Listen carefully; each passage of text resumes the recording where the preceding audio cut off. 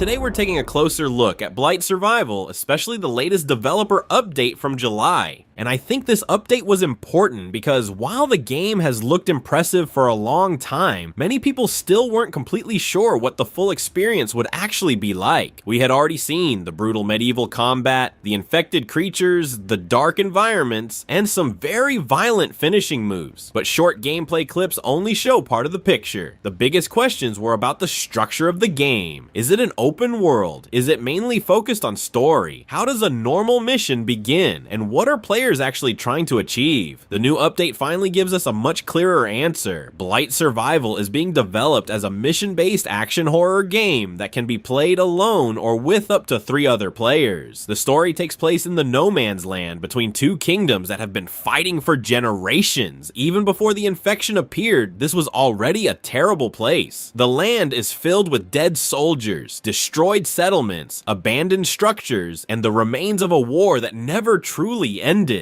But now, the blood spilled during that conflict is helping a deadly corruption known as the Blight spread across the region and transform people into monsters. You play as one of the Wraithens, people willing to enter these infected lands and search for the source of the Blight. Every mission begins inside your stronghold, which acts as the main hub. This is where you prepare before heading into the infected world. You choose your equipment, decide what you might need, and think about how you want to approach the mission ahead. I like this idea because it gives every journey a proper beginning. You are not simply dropped into the middle of a battlefield with a weapon. You have a moment to prepare and understand that once you leave the stronghold, things can go wrong very quickly. Once the mission begins, you enter a handcrafted area that you are free to explore. You can search for resources, investigate the environment, complete side objectives, and gradually move toward your main goal. The fact that these areas are handcrafted is important. The developers are not describing randomly generated maps where everything changes without much purpose. These locations are being built intentionally, which should allow the team to carefully place enemies, hide secrets, and control how the tension builds as you move deeper into the mission. At some point, you may have already collected valuable equipment and resources. You can leave the area and secure what you found, or continue moving forward in the hope of discovering something better. But pushing deeper also means facing stronger dangers and possibly losing everything you have already earned. That risk and reward system could become one of the most interesting parts of the game. It is not only asking whether you are capable of defeating another enemy, it is asking whether taking that next fight is actually worth it. Maybe your health is already low, maybe your equipment is damaged, maybe one of your teammates is struggling. You know there could be something valuable nearby, but one mistake could destroy the entire run. Those are the kinds of moments that can make a cooperative survival game memorable. One person in the group wants to escape, another wants to keep exploring, and someone else is convinced there must be something important behind the next door. Playing with friends should also create more tactical possibilities. The developers mentioned teamwork and different equipment combinations, which suggests that a coordinated group will be able to prepare for different situations. But the entire game will also be playable solo, and I'm glad about that. Not everyone wants to organize a group every time they play, and entering these dark areas alone could make the experience feel even more tense. The world is also becoming more varied than the early footage suggested. Most of the original gameplay showed open fields, forests, and large battlefields. Those areas looked impressive, but the developers are now expanding the game with castles, caves, dungeons, narrow corridors, and settlements. That should make a big difference to the pacing. Fighting in an open field gives you room to move, watch the enemy, and escape when things go wrong. A narrow castle corridor or a dark cave is completely different. You have less space, fewer ways to escape, and no idea what could be waiting around the next corner. The developers want these tight interior areas to contrast with the larger outdoor environments. One moment, you could be crossing an open field where you can see danger approaching from far away. A few minutes later, you may be inside a dungeon where your visibility is limited and every sound starts to feel important. The team also wants to balance size with density, and I think that is a good sign. A massive world can look impressive, impressive, but it becomes boring if there is nothing meaningful to find. Blight Survival seems more focused on creating areas that feel dangerous, detailed, and worth exploring. Then we have the Blight itself. The infection is not supposed to be simple decoration placed across walls and buildings. The team is developing systems that control how it spreads through the environment. In the update, they showed a work-in-progress tool that allows them to control how many infected tendrils appear in an area and how quickly they grow. The visuals shown are still placeholders, so they do not represent the final look of the infection, but the system behind it is very interesting because it suggests that the Blight could feel active rather than static. Infected areas may gradually become more dangerous or visually change as the corruption spreads. Since the Blight is central to the entire game, it needs to feel alive, disturbing, and completely different from a normal medieval disease. Of course, one of the biggest parts of the update is still the combat. The developers want the melee fighting to feel brutal and heavy, but they do not want it to become simple button mashing. Timing, positioning, movement, and choosing the right moment to attack are all supposed to matter. The team has been working on the pacing and feel of combat encounters with the goal of making the controls responsive while keeping every fight grounded and dangerous. Different weapons will also offer their own strengths and fighting styles. One-handed swords are faster and more responsive, making them useful in close combat when you need to react quickly. Daggers sacrifice range for additional speed and precision, and they should also be useful when attacking enemies who have not noticed you. Then we have the Zweihänder, the first two-handed weapon officially shown for the game. This is a huge sword that should feel much slower than the smaller weapons, but every successful hit needs to feel extremely powerful. A weapon like this is probably not something you can swing without thinking. You will need space, good timing, and a clear understanding of where the enemy is moving. Ranged weapons are also confirmed, although we still do not know how many different weapon types the final game will include. What matters most is that every weapon feels unique. A dagger should not simply feel like a smaller sword, and a two-handed weapon should not feel like the same weapon with slightly more damage. Each one needs its own rhythm, advantages, weaknesses, and reason to be used. The combat is also being designed around cooperation and smart decisions. That could mean protecting another player while they recover, attacking enemies from different directions, controlling space, or choosing equipment that works well with the rest of the group. And because you will fight both infected monsters and normal human enemies, the same strategy may not work in every situation. A trained soldier could block your attacks, surround you, or react intelligently, while an infected creature might fight in a much more violent and unpredictable way. The developers are currently running smaller playtests with members of their playtest squad. These tests are being used to improve the core systems and collect feedback while the game is still being developed. The team also plans to allow more people into testing later this year. That does not mean everyone will immediately receive access, but it shows that feedback from a larger group will soon become more important. There is still no official release date, and many of the systems shown are still works in progress. Some things could change before the game is finally released, but this July update gives us something much more useful than another short combat clip. It gives us a clearer understanding of what the complete experience is supposed to be. Blight Survival is about preparing inside your stronghold, entering dangerous handcrafted missions, collecting resources, completing objectives, and deciding how far you are willing to go before escaping with what you found. It is about fighting humans and monsters in a brutal medieval world, exploring large outdoor areas and claustrophobic interiors, learning how different weapons work, and surviving alone or with a group of friends. And most importantly, it sounds like the developers understand that impressive graphics and atmosphere are not enough. The world needs tension, the combat needs weight, and every mission needs to create moments that players will remember after returning to the stronghold. There is still a lot we haven't seen, but the direction is much clearer now, and if the developers can bring all these ideas together, Blight Survival could offer something genuinely different from most cooperative survival games. Thanks for watching, see you next time,